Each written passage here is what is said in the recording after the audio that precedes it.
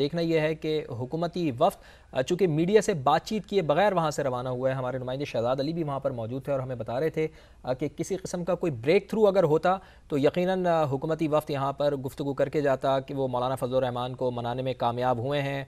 तो ऐसी कोई गुफ्तगू नहीं हुई है। इसके साथ साथ मियाँ मोहम्मद नवाज शरीफ भी इस्लामाबाद पहुँच गए हैं और वफाकी काबीना का अहम इजलास भी होना है, जिसमें उन्हें खुसूसी तौर पर शिरकत करने की दावत दी गई है, उन्हें मदऊ किया गया है। तो इस्लामाबाद में आज के छुट्टी का रोज़ है, लेकिन छुट्टी के रोज़ भी सियासी हलचल बहुत ज़्यादा देखने में आ रही है। पॉलिटिकल हैपनिंग बहुत ज़्यादा है, सियासी गहमा गहमी बहुत ज़्यादा बढ़ी हुई है। तमाम ही अरकान पार्लियामेंट, चाहे वो सेनेट से ताल्लुक़ रखने हो या कौमी असम्बली से ताल्लुक़ रखने हो, वो इस वक्त इस्लामाबाद में ही मौजूद हैं और ये बताया जा रहा है कि कौमी असम्बली का इजलास आज होना है। लेकिन अभी मामला सिर्फ इस वजह से रुका हुआ है कि मौलाना फजल रहमान अपना वज़न किस पलड़े में डालते हैं। आया वो अपोजिशन के साथ जाते हैं, जैसे कि अपोजिशन की बेंचेस पर तो वो मौजूद हैं, अपोजिशन के मौक़िफ़ के साथ ही वो चलते हैं, चूँकि अपोजिशन तो इन आइनी तरमीम की सख्ती से मुखालफत कर रही है। पाकिस्तान तहरीक इंसाफ ने सख्ती से मुखालफत की है इन आइनी तरमीम की, या फिर हुकूमती जो मौक़िफ़ है, हुकूमती जो अरकान हैं, हुकूमत की जानिब से जो ज़ोर दिया जा रहा है, मौलाना फजल रहमान को मनाया जा रहा है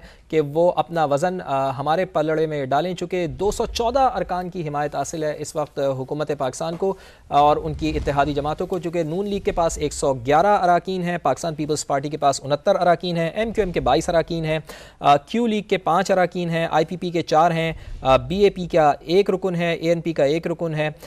इसी तरह 214 तादाद बन जाती है। लेकिन हुकूमत को आइनी तरमीम के लिए सादा अक्सरियत चाहिए और सादा अक्सरियत जो हुकूमत को दरकार होगी वो 214 के साथ 10 नंबर इस वक्त फ़र्क है, 10 का डिफरेंस है, 224 नंबर हुकूमत को दरकार होंगे। तो अगर मौलाना फजल रहमान के भी अरकान असम्बली उनका साथ देते हैं, यानी हुकूमत का साथ देते हैं, तो हुकूमत बहुत आसानी के साथ ये तरमीम कर सकती है। उस्मान खान समग्र नुमाइंदा खुसूसी मुसलसल हमें आगाह रखे हुए हैं, उनकी जानिब चलते हैं। उस्मान, अब बताइएगा कि क्या तफसीलात आपके पास सामने आ रही हैं, चूँकि हुकूमती वफ़द तो मौलाना फजल रहमान की रिहाइश गाह से रवाना हो चुका है। कौमी असम्बली के इजलास से मुताल्लिक़, वफाकी काबीना के इजलास से मुताल्लिक़ क्या अपडेट सामने आ रही हैं?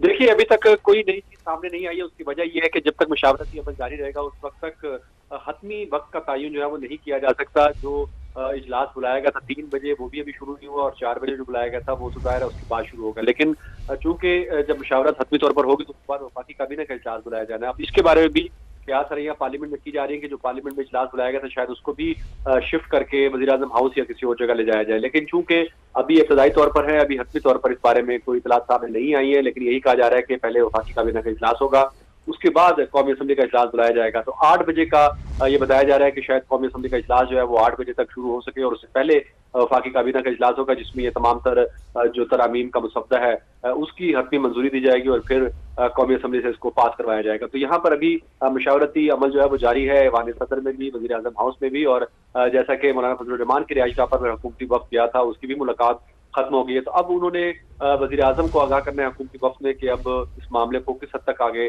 तूल दी जा सकती है। तो यही अभी इंतजार किया जा रहा है कि हुकूमत की तरफ से कोई हतमी तौर पर राय सामने आएगी तो उसके बाद ये दोनों इजलास जो है वो शुरू हो सकेंगे। और इत्तेहादी भी यहीं पर मौजूद है पार्लियामेंट में, और हुकूमत के जो बाज़ सीनियर रहनुमा है वो भी यहाँ पर मुशावरती अमल में शरीक है। लेकिन हतमी तौर पर अभी कोई फैसला नहीं हो सका कि किस वक्त ये मसवदा तैयार करके हतमी तौर पर ये वफाकी काबीना इजलास में और कौमी असम्बली में पेश किया जाए। अच्छा, ज़रा थोड़ा सा ब्रीफली बता दीजिएगा, ऐवान सदर में जो इजलास हो रहा है और वज़ीर-ए-आज़म हाउस में जो इजलास हो रहा है उससे मुताल्लिक़ भी थोड़ा सा हमें बता दें, थोड़ा ब्रीफली। देखिए, चूंकि इत्तफाक़ राय तो कमेटी में तय किया जाना है और कमेटी जो खसूसी कमेटी जो तय की गई थी, बनाई गई थी पार्लिमानी अमूर के ऊपर, उसको ये मैंडेट दिया गया था कि वहां पर चूंकि तमाम मुल्क की क़यादत जिसमें अपोजिशन की नुमाइंदगी भी है, वहां पर इत्तफाक़ राय कर लिया जाए।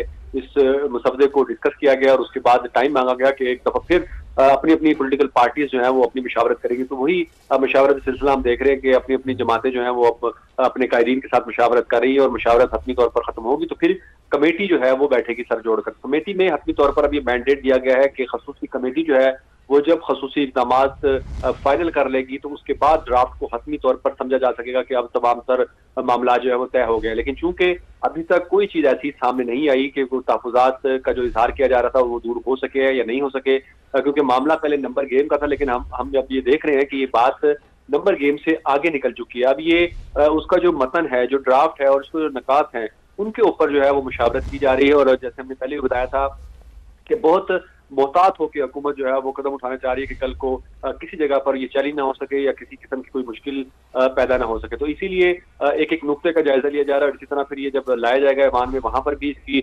शिकवार जो है वो मंजूरियां ली जाएगी। तो तमाम शिकों के ऊपर डेलिब्रेशन मुकम्मल करने के बाद ही हतमी तौर पर ये ड्राफ्ट जो है वो सामने आ सकेगा, क्योंकि जो अभी तक निकात सामने आए उसके मुताबिक भी यही कहा जा रहा है कि ये मुजव्वजा ड्राफ्ट है, इसमें कुछ ना कुछ मजीद तरमीम जो है वो आखिरी वक्त तक भी हो सकती है। तो हम यही देख रहे हैं कि उसी तरमीम के लिए जो है वो भाग दौड़ की जा रही है। एक चैम्बर से दूसरे चैम्बर में सियासी रहनुमा जो है वो भागते हुए दौड़ते हुए दिखाई दे रहे हैं और मुशावरती अमल जो है वो अभी तक